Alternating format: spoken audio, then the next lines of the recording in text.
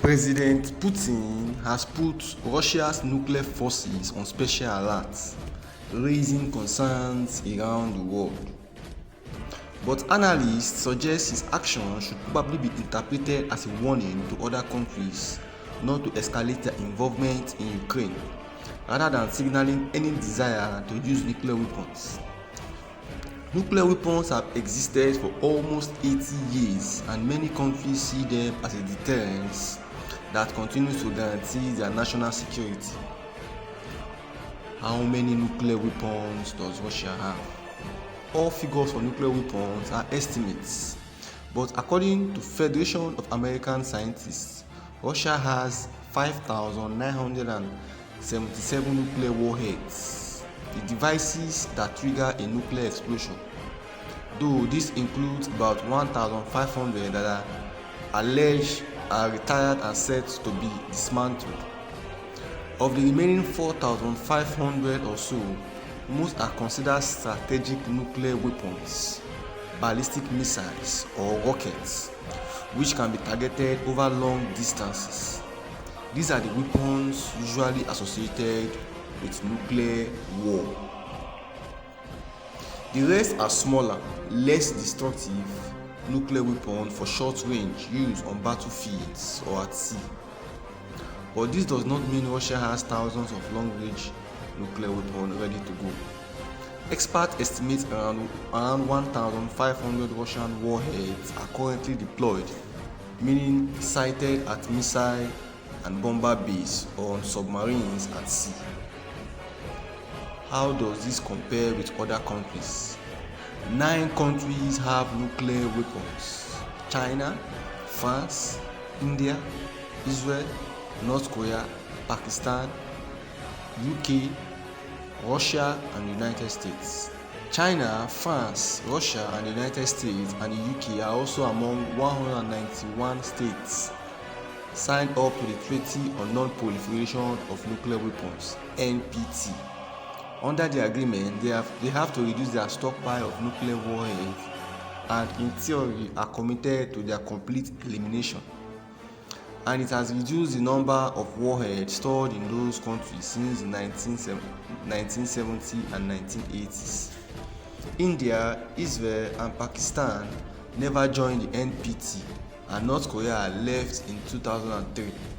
Israel is the only country of the 9 never to have formally acknowledged its nuclear program, but it is widely accepted to have nuclear warheads.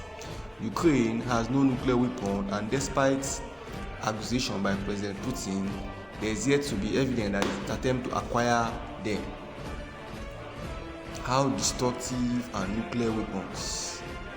Nuclear weapons are designed to cause maximum devastation.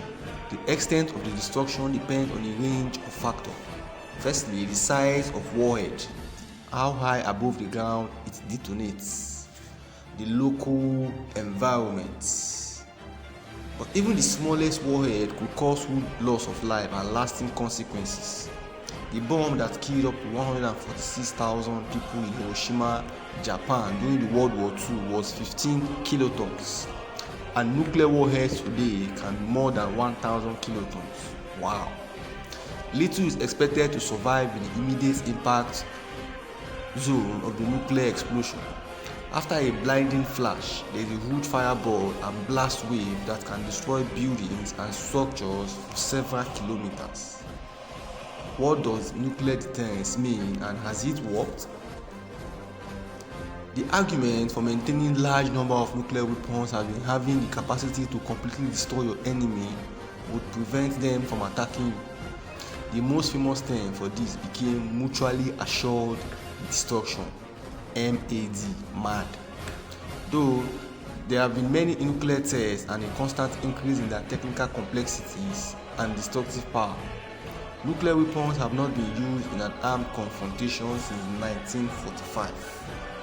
Russian policy also acknowledges nuclear weapons solely as a deterrent and lists 4 cases for their use. 1.